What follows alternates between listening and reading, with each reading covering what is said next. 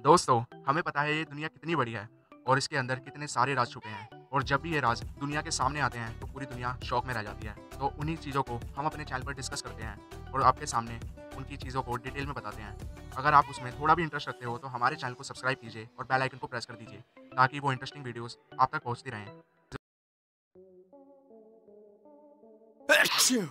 ये आवाज़ तो हर किसी की डेली लाइफस्टाइल का हिस्सा है और आई थिंक इसे रोकना भी नहीं चाहिए, क्योंकि छींक आना एक तरीके से आपकी बॉडी को प्रोटेक्ट ही कर रहा है। और वो कैसे, वो मैं आपको आगे बताता हूँ। हवा के अंदर काफ़ी तरह के बैक्टीरियाज होते हैं जो कि आपके आगे नोस्ट्रिल में अटक जाते हैं। उसी के साथ कुछ डर्ट, स्मोक और उससे भी बुरी कोई बग अगर आपके आगे नोस्ट्रिल में होल्ड हो जाते हैं तो आपको छींक आती है, जिससे कि वो सारी की सारी चीज़ें आउट हो जाती हैं। और छींक आने का कारण है मेनली जब भी आपकी नोस्ट्रिल में आके कुछ गंद अटकेगी तो आपकी बॉडी आपके ब्रेन को सिग्नल भेजेगी, जिससे कि वो सारी की सारी चीज़ें आउट हो जाती हैं और इससे आपकी बॉडी भी प्रोटेक्ट रहती है। इस आवाज़ से तो हर कोई ही वाकिफ़ है और ये हमारी लाइफ का एक पार्ट भी है। अगर हिचकी आपको घर पर आती है तो ये ज़्यादा आपको परेशान नहीं करेगी, लेकिन अगर आप किसी मीटिंग में हो या फिर आप कहीं जा रहे हो और अगर आप अपनी गर्लफ्रेंड के साथ डेट पर हो तो इससे बुरा क्या होगा। और वहाँ पर आप समझोगे कि हिचकी कितनी ज़्यादा प्रॉब्लम क्रिएट कर सकती है। तो दोस्तों, अगर मैं आपको इसके कारण बता दूँ कि ये क्यों होती है तो शायद आप इसे कंट्रोल कर सकते हो। तो इसका सबसे पहला कारण तो ये है कि जैसे कि अभी समर बिल्कुल पीक पर है और आप कहीं बाहर से घूम कर आते हो और अपने घर के अंदर या फिर अपने कहीं ऑफिस के अंदर एसी वाले रूम के अंदर घुस जाओगे डायरेक्टली तो आपको हिचकी चालू हो जाएगी। तो कभी आपकी कोई फेवरेट डिश बनी हो और आपने ज़्यादा खा ली हो तो जब भी आपको हिचकियाँ हो सकती हैं। कोल्ड ड्रिंक्स और ड्रिंक करने के शौकीन हो तो ये प्रॉब्लम आपके साथ काफ़ी ज़्यादा होती होगी। और उसके कुछ और कारण ये भी हैं कि जैसे ज़्यादा एक्साइटमेंट हो जाना, ज़्यादा स्ट्रेस लेना। दोस्तों, ये तो सब कारण हो गए, लेकिन मेन टॉपिक तो अब आता है कि इसकी रेमेडीज़ क्या हैं। तो इसकी रेमेडीज़ कुछ ये हैं कि सबसे पहले तो मैं आपको आपके घर के घरेलू नुस्खे बता देता हूँ जो कि पूरे इंडिया में हर किसी के घर में होते हैं। मान लीजिए आपके किसी फैमिली मेम्बर को हिचकी आ रही हैं तो आप क्या करोगे? बोलोगे कि जाओ उसके लिए पानी ले आओ। अगर वो नहीं तो बोलोगे कि इसे चीनी दे दो या कुछ मीठी चीज़ दे दो ताकि इसकी हिचकियाँ रुक जाएं। अगर ये दोनों मास्टर प्लान काम ना आए तो इसके बाद फैमिली का लेजेंडरी प्लान सामने आता है, जिसमें कि आपकी फैमिली आपको घेर कर अजीब अजीब सवाल पूछती है, जैसे कि उस दिन मैंने तुझे वहाँ देखा था।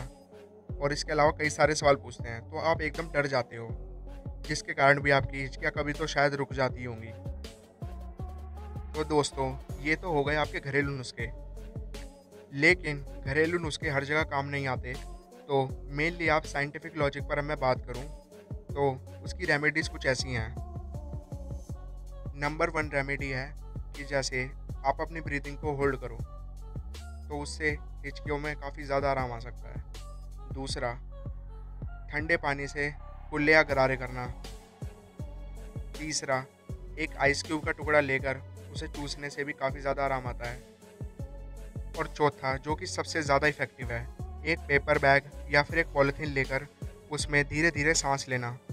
इससे क्या होगा कि आपके लंग्स के अंदर जितनी भी ऑक्सीजन होगी वो कम हो जाएगी, कार्बन डाइऑक्साइड एकदम ज़्यादा हो जाएगी, जिसकी वजह से आपका जो डायफ्राम सिस्टम होता है वो एकदम रिलैक्स हो जाएगा। और अगर वो रिलैक्स हो जाएगा तो हिचकी 100% आपकी बिल्कुल शांत हो जाएंगी। Fingers, one of the most important part in our external body. Fingers कितनी ज़्यादा इम्पोर्टेंट हैं ये मुझे बताने की बिल्कुल भी ज़रूरत नहीं है। कभी गाइस आपने ये सोचा है कि हमारी 5 ही फिंगर्स क्यों होती हैं? वैसे नॉर्मल तो 5 ही होंगी, लेकिन किसी अब नॉर्मल केस में आपने 6 भी देखी होंगी, बट वो एक अलग केस होगा। इसका मेनली साइंटिस्ट ये कारण बताते हैं क्योंकि बंदर हमारे पूर्वज थे और बंदरों की जैसे प्रजाति हैं लाइक एप्स, गोरिल्ला और लंगूर्स, उनकी नॉर्मल 5 ही फिंगर्स होती हैं। तो एक तरह से देखा जाए ये हमें बंदरों से विरासत के अंदर ही मिली है। अब आते हैं हम सपनों के शहर में। सपने दो ही तरह के होते हैं, या तो अच्छे या फिर बुरे। अच्छे सपनों को ड्रीम्स बोलते हैं और बुरे सपनों को नाइटमेयर्स। लेकिन आज हम नाइटमेयर्स के बारे में ज़्यादा बात करेंगे, क्योंकि आजकल की जैसी लाइफस्टाइल हो गई है, तो मुझे तो ऐसा लगता नहीं है कि लोगों को अच्छे ड्रीम्स आते होंगे। आई थिंक नाइटमेयर्स ही ज़्यादा आते हैं। नाइटमेयर्स आने के कारण सबसे पहला ये है कि हमारी लाइफस्टाइल इतनी ज़्यादा अजीब होती जा रही है, जिससे कि स्ट्रेस और एंजाइटी इतनी ज़्यादा बढ़ चुकी है, जिसकी वजह से नाइटमेयर्स आते हैं। दूसरी, ज़्यादातर लोग अल्कोहल ज़्यादा कंज्यूम करते हैं, जिसकी वजह से नाइटमेयर्स आते हैं। तीसरी, स्लीप डेप्रिवेशन। आई थिंक ये सबसे बड़ा कारण है, क्योंकि लाइफस्टाइल इतना अलग होने की वजह से हमारा स्लीपिंग टाइम बिल्कुल भी फिक्स नहीं है, जिसकी वजह से नाइटमेयर्स आते हैं। चौथा, जब भी किसी पर्सन का बहुत ही बुरा एक्सीडेंट हो जाए और उसकी कुछ ऐसी यादें रह जाती हैं जो कि नाइटमेयर्स के रूप में उस पर्सन के सामने आती हैं। पांचवा कारण है आपकी मेडिकेशन। कुछ पर्सन को अजीब तरह की इलनेस होती है और जब भी उनकी वो मेडिसिन कंज्यूम करते हैं तो उसकी वजह से भी नाइटमेयर्स आते हैं। और हेक्टिक लाइफस्टाइल की वजह से जो कि आपकी फैमिली में कुछ ऐसे कारण आ जाते हैं जो कि आपको बहुत ही परेशान करते हैं, और वो कुछ भी हो सकते हैं। छठा, सब्सटेंस मिस इशू। एक तरह से मैं सीधी भाषा में बोलूं, जब भी घर के अंदर कलेश चल रहा होता है तो वो भी नाइटमेयर्स का एक कारण बनता है। और आजकल के लाइफस्टाइल के अंदर जो सबसे नया कारण उभर रहा है वो है हमारी हॉरर मूवीज़ और हॉरर बुक्स देखने और पढ़ने की आदतें। और दोस्तों, अगर ये आदतें आपको पसंद हैं तो आप हमारा दूसरा चैनल चेकआउट कर सकते हो, जिसका नाम है हॉन्टिंग घोस्ट स्टोरी, जिसके ऊपर मैं लगभग डेली स्टोरीज़ लाता रहता हूँ जो कि ट्रू इवेंट पर बेस्ड होती हैं। और गाइस, ट्रू इवेंट पर बेस्ड स्टोरी लगभग यूट्यूब पर बहुत ही कम लोग बनाते हैं, लेकिन मैं उन चीज़ों को कवर कर रहा हूँ, तो आप वहाँ पर जाकर उसे चेकआउट कर सकते हो। और अगर आपको वीडियोस अच्छी लगे तो चैनल को सब्सक्राइब जरूर कीजिएगा, और हमारे चैनल का लिंक आपको डिस्क्रिप्शन में मिल जाएगा। अगला है मोल, जिसे कि हिंदी भाषा में तिल बोलते हैं। इंडिया के अंदर सारे पेरेंट्स ये बोलते हैं कि ये सब कुछ जेनेटिक है, बट साइंटिस्ट ये बिल्कुल भी नहीं मानते। इंडिया के अंदर मैक्सिमम पेरेंट्स बच्चा जब छोटा होगा तो उसे धूप दिखाते हैं, और उनका मानना है उससे उसे काफ़ी वाइटामिन्स वगैरह मिलेंगे, स्पेशली विटामिन डी। साइंटिस्ट के अकॉर्डिंग जब एक छोटे बच्चे को ज़्यादा धूप के अंदर रखा जाता है, और आपको पता ही होगा कि जो सन की अल्ट्रा वायलेट रेज़ होती हैं वो जब हमारी स्किन पर ज़्यादा पड़ती हैं तो हमारी बॉडी टैन हो जाती है। लेकिन जो छोटा बच्चा होगा उसके साथ ये इशू जल्दी होगा। एक मेलानिन नाम का हार्मोन होता है जो कि हर किसी ह्यूमन को उसकी बॉडी का कलर देता है। लेकिन जब सन की रेज़ हमारी बॉडी के ऊपर पड़ती हैं तो वो मेलानिन के प्लम्प बनने शुरू हो जाते हैं, जिसे कि मेलाकॉइड्स कहते हैं, और धीरे धीरे वो एक मोल के अंदर कन्वर्ट हो जाता है, जिसे कि आप हिंदी भाषा में तिल बोलते हो। ज़्यादातर लोगों को 30 साल की उम्र के बाद ज़्यादातर मोल्स होते हैं। गाइस, जो अगली चीज़ है वो एक तरह से आप कह सकते हो कि एक $1 मिलियन क्वेश्चन है, और वो आपके स्क्रीन पर है कि आपको कितना पानी पीना चाहिए।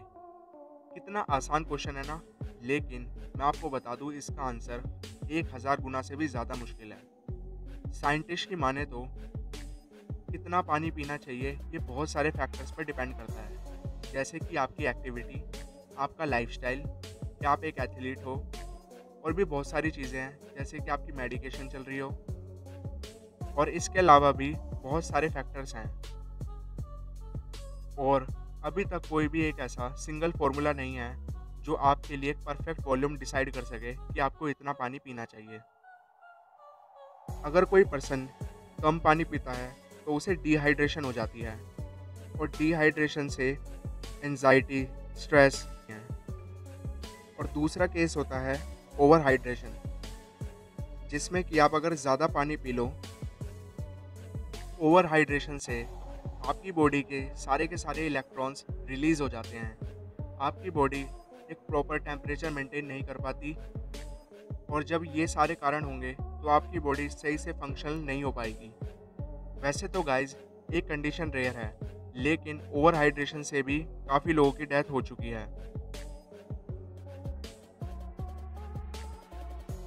People can have negative expressions but feel positive feelings. Guys इसका सीधा साधा मतलब है कि यार ये तो खुशी के आंसू हैं। जब भी गाइज आप किसी चीज़ को लेकर खुश होते हो तो कभी कभी आपके आंसू आ जाते हैं। तो मैं आपको यही सजेशन दूंगा, तो आप जी भर के रो लीजिए, क्योंकि वो आपके लिए बहुत ही ज़्यादा बेनिफिशियल होगा। लेकिन आपके कुछ दोस्त होंगे जो आपको बोलेंगे अबे यार कंट्रोल करना, लेकिन वो कंट्रोल करना शायद आपके लिए सही नहीं होगा, क्योंकि उससे आपको हेडेक हो सकता है और आपकी नोज़ भी रन कर सकती है। जब हम इस कंडीशन पर रोते हैं तो हमारे दो हैप्पी हार्मोन निकलते हैं, जिसका नाम ऑक्सीटोसिन और एंड्रोफिन्स निकलते हैं, और ये दोनों हार्मोन हमारी फीलिंग्स को बेटर करते हैं। जिस स्टेज में हम होते हैं उस कंडीशन में वापसी लाने में हमारी हेल्प करते हैं और हमारे मूड को बेटर करते हैं। गूज बम्स या फिर रोंगटे खड़े हो जाने। रोंगटे खड़े होने के कुछ कारण होते हैं, जैसे कि ठंड लगना, आपका बहुत ही ज़्यादा एक्साइटेड होना, या फिर आप कुछ क्रीपी देख लो, या फिर आप डर जाओ।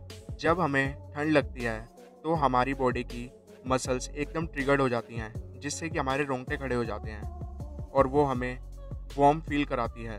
और यही सेम फिनोमिना जानवरों के साथ भी होता है, लेकिन उनका कोट इतना ज़्यादा हैवी होता है कि हम उसे शायद देख नहीं पाते हैं। जब भी आप किसी पर्सन को देखते हो तो आपका सबसे पहला फोकस उसके फेस पर ही जाता है, क्योंकि ऐसा होना बिल्कुल लाजमी है, क्योंकि phase one of the most attractive part है हमारी बॉडी का। फेस के ऊपर बहुत सारे बॉडी पार्ट्स होते हैं जिनके ऊपर एक स्पेसिफिक वीडियो बन सकती है, लेकिन मैं आज एक स्पेसिफिक और एक स्पेशल चीज़ के बारे में बात करने वाला हूँ, जो कि आपकी आईब्राउज़ हैं। दोस्तों वैसे तो आप सोचोगे कि ये गॉड ने सिर्फ हमें ब्यूटीफुल लगने के लिए ही बनाई है, लेकिन इसके पीछे एक बहुत ही बड़ी साइंस जुड़ी हुई है।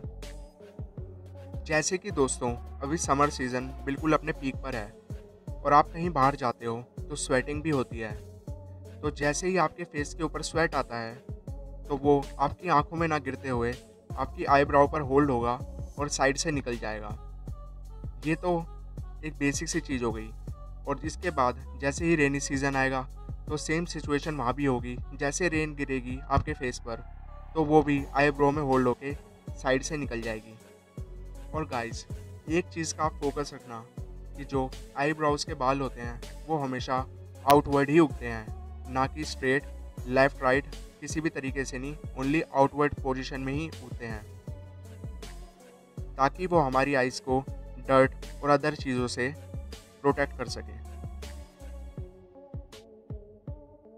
नेल्स गर्ल्स के लिए एक ऐसी चीज़ है जिस पर कि वो अपने बहुत ही घंटे वेस्ट करती हैं, और गर्ल्स के लिए ये एक तरीके से आर्ट करने की वन ऑफ द बेस्ट जगह है। तो गाइस मैं आपको बता देता हूँ कि नेल्स हमें अपने एंसेस्टर से मिले हैं, जो कि बंदर थे। उनके लिए तो नेल्स ग्रिप बनाने से रिलेटेड बहुत चीज़ों में काम आते थे, जैसे कि उनका पेड़ पर एक शाखा से दूसरी शाखा पर जाना। लेकिन अगर मैं आज की बात करूं तो मेनली नेल्स हमें ग्रिप बनाने के लिए काम आते हैं। लाइक आपका अगर एक कॉइन ज़मीन पर गिर गया तो आप उसे फिंगर से इतनी जल्दी नहीं उठा सकते जितना कि आप एक नेल से उठा सकते हो। और हमारे नेल्स हमारी बॉडी के डेड सेल से बने होते हैं। आई होप गाइस आपको वीडियो पसंद आई होगी, और इसी तरह की वीडियोस मैं इन फ्यूचर लाता रहूँगा। इसी तरह की वीडियोस देखने के लिए हमारे चैनल को सब्सक्राइब कर दीजिए और बेल आइकन को प्रेस कर दीजिए, ताकि इन फ्यूचर सारे नोटिफिकेशंस आप तक पहुँचते रहें और आप हमारी वीडियोस को एंजॉय करते रहें। Thank you so much.